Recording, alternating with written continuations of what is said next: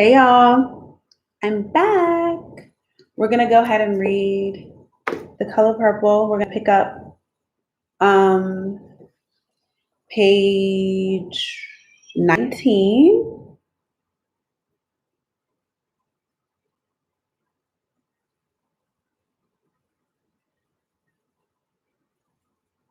Or no, it was page 16, was it?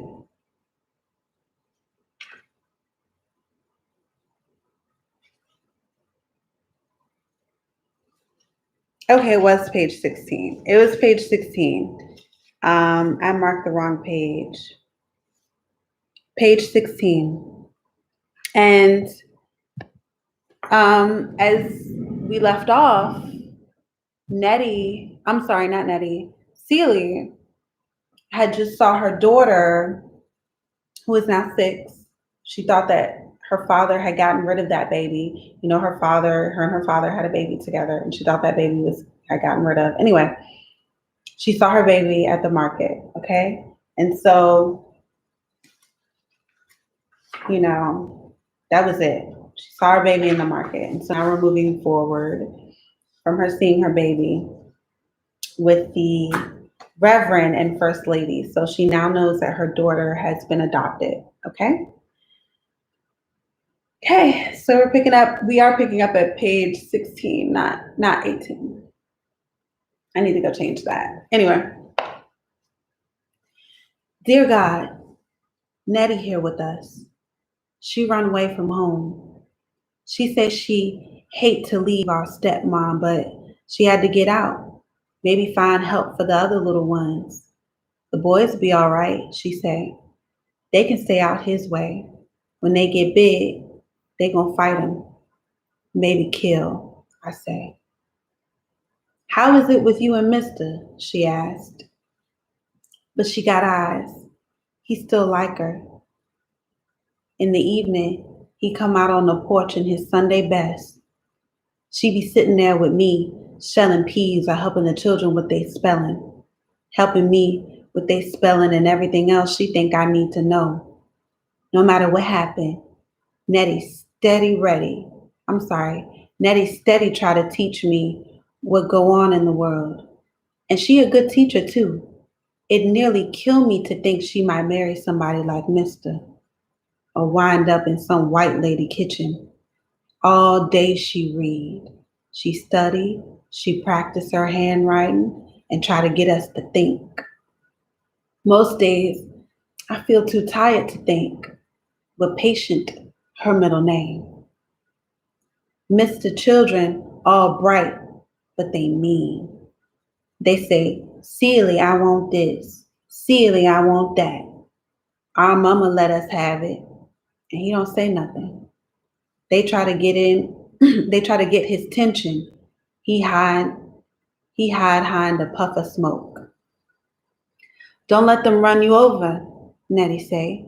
You got to let them know who got the upper hand. They got it, I say, but she keep on. You got to fight. You got to fight. But I don't know how to fight.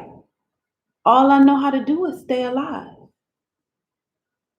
That's a real pretty dress you got on, he say to Nettie. She said, thank you. Them shoes look just right. She said, thank you. Your skin, your hair, your teeth. Every day is something else to make admiration over. First she smiled a little, then she frowned. Then she don't look no special way at all. She just stick close to me. She tell me, your skin, your hair, your teeth. He try to give her a compliment. She passed it on to me. After a while, I get to feeling pretty cute. Soon, he stopped. He say one night in bed, well, us then help Nettie all we can. Now she got to go. Where's she gonna go? I asked. I don't care, he say. I tell Nettie the next morning. Instead of being mad, she glad to go. She say she hate to leave me is all. Us fall on each other neck when she say that. I sure hate to leave you here with those rotten children, she said. Not to mention with Mister. It's like seeing you buried, she said. It's worse than that, I think. If I was buried, I wouldn't have to work. But I just say, never mind. Long as I can spell God, I got somebody along. Amen, Celie. But I only got one thing to give her. The name of Reverend Mister. I tell her to ask for his wife. That maybe she would help. She the only woman I ever seen with money. I say right. She say what? I say right. She say nothing but death can keep me from it. And she never right. God.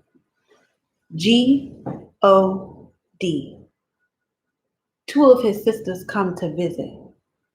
They dress all up. Celie, they say, one thing is for sure. You keep a clean house. It not nice to speak ill of the dead, one say, but the truth never can be ill. Annie Julia was a nasty woman about the house. She never want to be here in the first place, said the other. Well, where she want to be? I asked. At home, she say.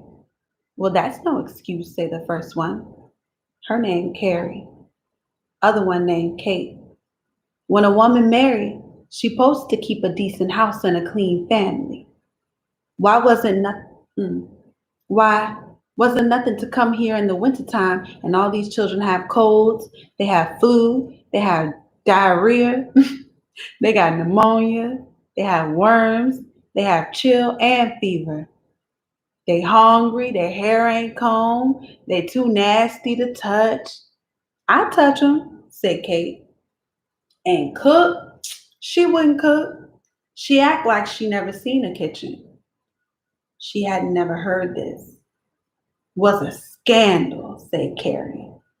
He sure was, said Kate. What you mean? Said Carrie.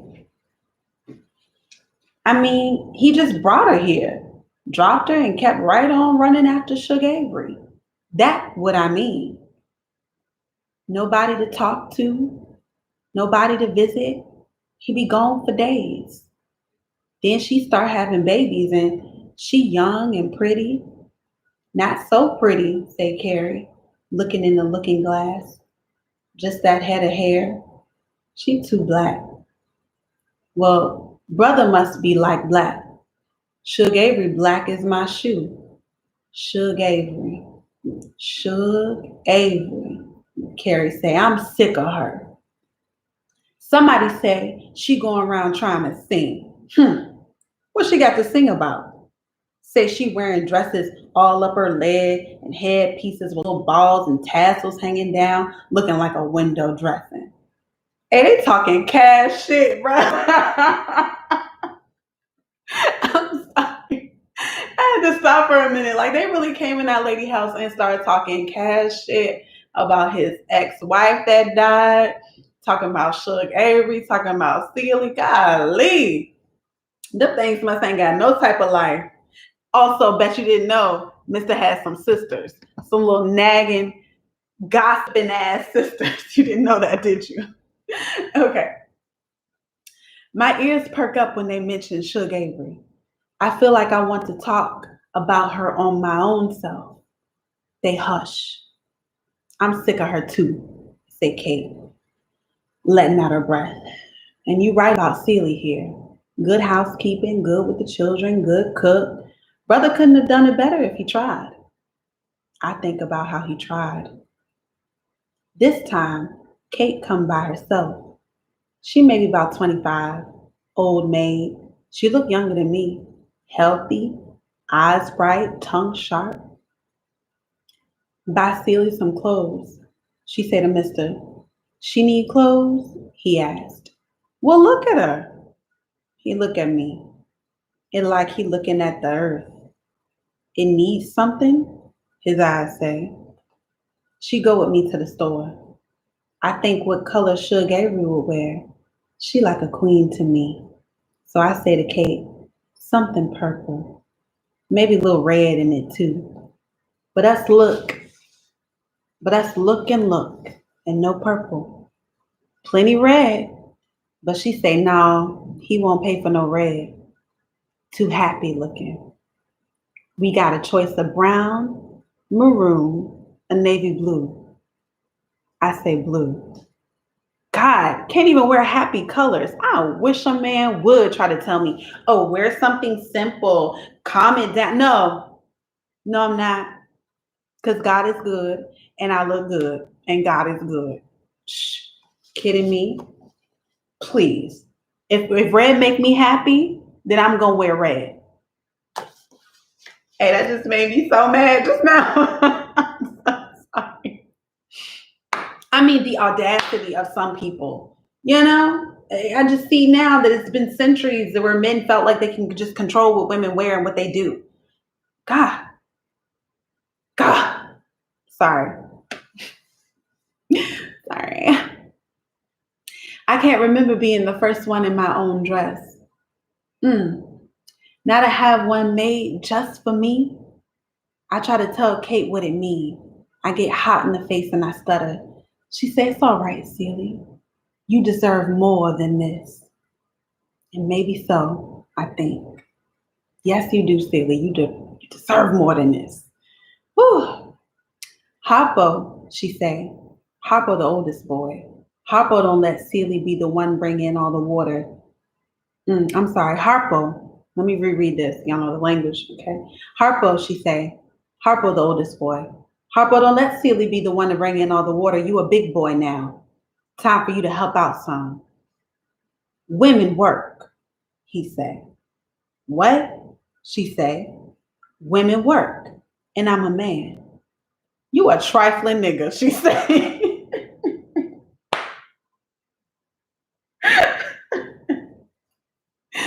Oh, that Kate. Love that Kate. But see, I think it's really funny that they left Kate out of the movie, right? So Kate was a little glimpse of hope for Celie. But I like how they left. I don't really like it, but I'm saying that in a jestful way. Like I like how they left her out, right? Anyway. So I'm gonna say that again because that's great. I love that's gratification for me. Like get that little boy and get him to start doing some work. So women work, he say. What? She say. Women work, and I'm a man.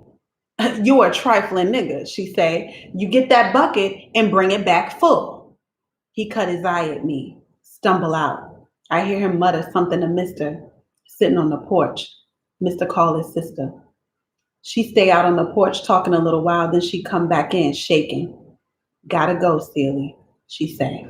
She's so mad, tears be flying every which way while she pack. You got to fight them, Celie, she say. I can't do it for you. You got to fight them yourself. I don't say nothing. I think about Nettie, dead. She fight, she run away. What good it do? I don't fight. I stay where I'm told, but I'm alive. Mm. Dear God, Hoppo asked his daddy why he beat me. Mister say, 'cause she my wife. Plus, she stubborn. All women good for, he don't finish. He just tuck his chin over the paper like he do. Remind me of Pa. Harpo asked me, how come you stubborn? He don't ask, how come you his wife? Nobody asked that. I just say, just born that way, I reckon. He beat me like he beat the children, except he don't never hardly beat them. He say, Celie, get the belt. The children be outside the room peeking through the cracks. It all I can do, not to cry. I make myself wood. I say to myself, Celie, you a tree. That's how come I know trees fear man. Harpo say, I love somebody. I say, huh? He say, a girl. I say, you do? He say, yeah, us plan to marry. Marry? I say, You not old enough to marry. I is. He say, I'm 17. She 15. Old enough. Well, what her mama say, I asked. Ain't talked to her mama. Well, what her daddy say? Ain't talked to him neither. Well, what she say? I say never spoke. Hey, Harpo a fool, bruh. He ducked his head. He ain't so bad looking, tall and skinny, black like his mama, with the great big bug eyes. Well, where y'all see each other, I asked. I see her in church, he say. She see me outdoors. She like you? I don't know. I wink at her. She act like she's scared to look. Well, where her daddy at while all this going on? The amen corner, he say. Hey, Harpo is a fool, bruh. Dear God, Suge Avery is coming to town. She coming with her orchestra. She going to sing at the Lucky Star out Coleman Road. Mister going to go hear her. He dressed all up in front of the glass, look at himself, then undress and dress all over again. He slicked back his hair with pomade, then wash it out again. He been spitting on his shoes and hitting it with a quick rag. He tell me, wash this, iron that, look for this, look for that, find this, find that. He groaned over his holes in his socks. I move around darning and ironing and finding hand sackers. Anything happening? I asked. What you mean? He said, like he mad. Just trying to get some of this hick farm off myself. Any other woman be glad. I'm as glad, I say. What you mean? He asked. You looks nice, I say. Any woman be proud. You think so? He said. First time he asked me. I'm so surprised. By the time I say yeah, he out on the porch, trying to shade where the light better. I'll walk around all day with the announcement burning a hole in my pocket. It pink. The trees between the turnoff to our road and the store is lit up with them. He got about 5 dozen in his trunk. Suge Avery standing aside a piano, elbow crook, hand on her hip. She wearing a hat like an Indian chief. Her mouth open, showing all her teeth. Though nothing seemed to be troubling her mind. Come one, come all, it say. The queen honeybee is back in town. Lord, I wants to go so bad. Not to dance, not to drink, not to play card, not even to hear Suge Avery sing. I just be thankful to lay eyes on her. Dear God, Mr. Be gone all night Saturday,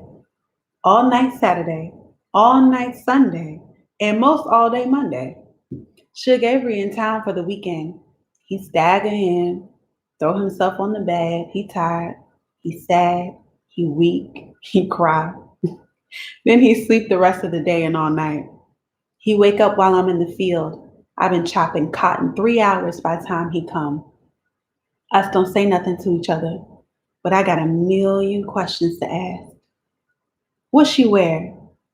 Is she still that same old Suge like in my picture? How her hair is? What kind of lipstick? Wig? She stout? She skinny? She sound well? Tired? Sick? Where you all children at while she's singing all over the place? Do she miss them? Questions be running back and forth through my mind. Feel like snakes. I pray for strength. Fight the insides of my jaws. Mister pick up a hoe and start to chop. He chop about 3 chops. Then he don't chop again. He dropped the hoe in the furrow, turned right back on his heel, walked back into the house, go get him a cool drink of water, get his pipe, sit on the porch and stare. I follow because I think he's sick. Then he say, you better get back in the field. Don't wait for me. It's the last page I'm gonna read. Dear God, Harpo no better at fighting his daddy back than me. Every day his daddy get up, sit on the porch, look out at nothing. Sometime look out at the trees out front of the house. Look at a butterfly if the light on the rail. Drink a little water in the day, a little wine in the evening, but mostly you never move. Harpo complained about all the plowing he has to do. His daddy said, "You gonna do it."